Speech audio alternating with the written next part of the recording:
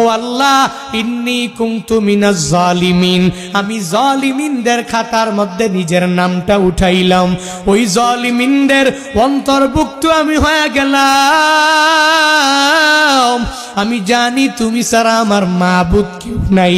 আল্লাহ শুনে কি শুনে না? আল্লাহ দেখে কি দেখে না? আল্লাহ বলে, হে নবী আমার, ওই মাছের পেটে যাইয়াও আপনি আল্লাহরে ভুলেন নাই, ওই জায়গাও মাওলারে জানাইয়া দিলেন আল্লাহ ছাড়া দুনিয়াতে কোনো মাবুদ নাই, আমি মাওলা ছাড়া আপনাকে সাহায্যও কেউ করতে পারবে না। ফাস্তাজাবনা লাহু ওয়া নাজ্জাইনাহু মিনাল গাম্মি ওয়া কাযালিকা নুনজিল মুমিনিন।